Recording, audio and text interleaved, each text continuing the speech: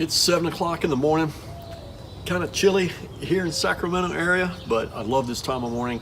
And the only thing I like talking more about than solar is barbecue. And today I'm gonna make a smoked corned beef brisket, burnt ends. Preparation for St. Patrick's Day.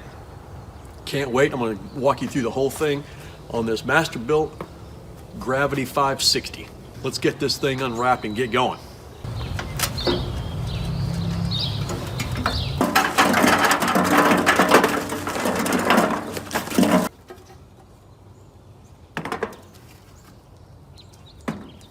So one thing that took me a while to get used to was the amount of charcoal to put in.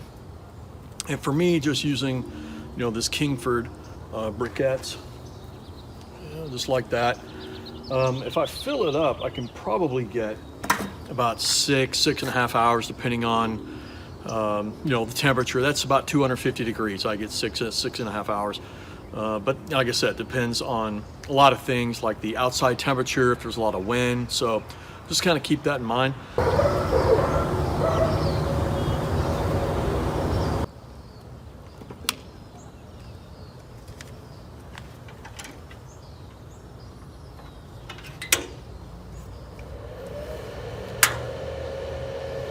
Now, one thing I learned is that you have to make sure that your fire starter, whatever you're using, is really good and going before you shut the door. But the fans will come on, you can see. Now that's just the fire starter burning. It probably take a couple, 3 minutes before the charcoal actually catches on, and then you'll definitely tell the difference. All right, so here's the star of the show. Just a little 3.3 pound brisket.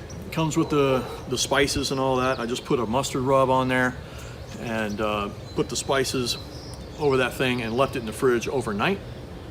It's at room temperature now, and I can hear my grill is about ready, so let's get to cooking. You can see it's really smoking. It's 36, 37 degrees here outside Sacramento, and it's been going for about 4.5 minutes now. And it went from an internal, like here it was like 50 degrees, I think, and it's at 183 now, trying to get to 250. So yeah, another few minutes. Definitely don't want to put meat in when the smoke looks like that. But I don't know, I just love this time of morning. Nice coffee, waiting for the grill to get ready. But we should be able to throw that meat on there pretty soon. Wow, by the time I got to the camera to turn it off and check the time, I came back and looked at it, it was already at 250. So we're already at temperature, and that took 6.5 minutes to go from about 50 to 250 in 36 degree weather. So like I said, this is not even close to having the meat put on there. You don't want your meat to taste like that. So we're just gonna let it steady out, get into a nice kind of light blue color. All right, so while we're waiting on this smoke to die down, just remember that the Masterbuilt app is a really good way to keep track of the temperature while you're inside getting everything else ready to go. The only thing I'll say about that, it's a great app. I did have a problem getting it set up at the beginning, but I going on the website, figured out what was going on. Their app and the transmitter here only works on a 2.4 gigahertz signal from your wireless router. Mine was set to 5, so therefore I couldn't see it. But once I opened that up, going into my router settings, it kicked right in. Haven't had an issue since. All right, so let's go over a little bit about the process. I'm gonna give a huge shout out to Smoked Meat Sundays, who I got this recipe from. I'll probably adjust it a little bit just because that's what I do. But I do want to thank them for the inspiration for this. And it's just a lot of great recipes on there. Like I've really followed them a lot. Meat Church is another one. Man, I love you guys too. But for this cook, it's a 3.3 pounds. So it's probably going to take, 4 or 5 hours for the thing to get done. I'm going to, at 250 grill temp, I'm going to put it on there. I'm going to wait till the internal temp is about 165. I mean, we know that's usually just a guideline. Then we'll cut it up, and we'll make this marinade for it. And I'll cover that when we get in detail, but man, my mouth is already watering for this stuff, because I can just, like, in my head, I already know this is going to be an awesome cook. So let's get this thing going.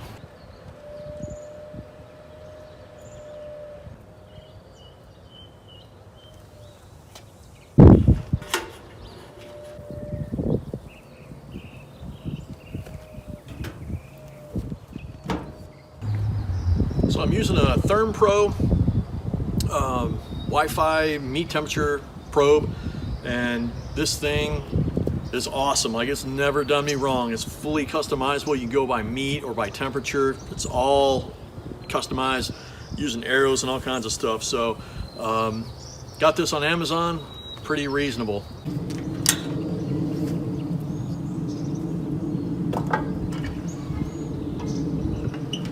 You can see, one thing I really want to point out, how you can see how the smoke, if you can even see it, is really light. It's a light blue, and that is so important.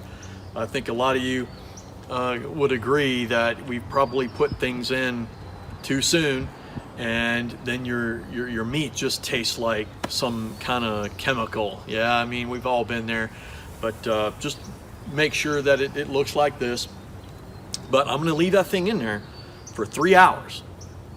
I'm not even gonna open the lid on it. I'm just gonna let it go. I may or may not spritz every hour with an apple juice, water, and then just a little bit of apple cider vinegar in there. Maybe, I don't know yet. We'll see. It's getting a little overcast, a little light breeze. I don't know if that's gonna affect the cook much. Just have to keep an eye on it. But in just a little over an hour, I think maybe an hour, 15 minutes so far, I'm at 105 internal. So I want to get to 165. So we're getting there. And one thing I want to point out, like, since I'm doing burnt ends, I could probably just pull this thing at 165. Like, I don't have to worry about a stall or what it looks like, or, you know, if it's time to pull it off at 165. Big shout out to Aaron Franklin. I took his master class last year, and I just dove head first into this barbecue.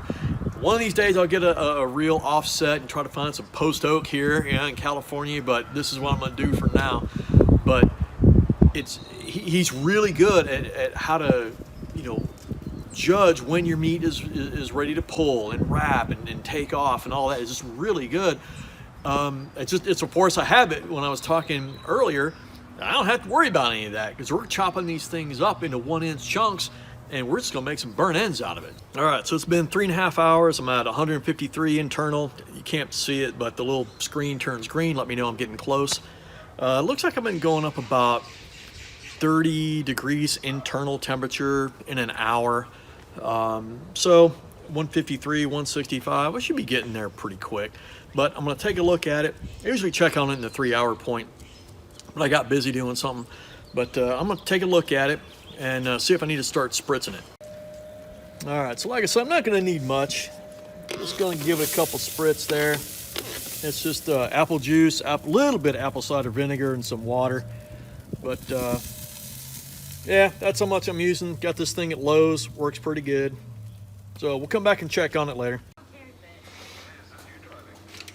It's not even. Product placement, you should have like labels or...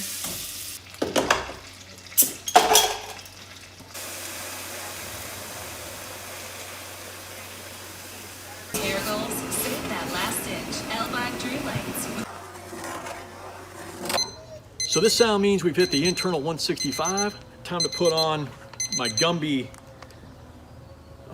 gloves and pull that thing out, get it ready to go.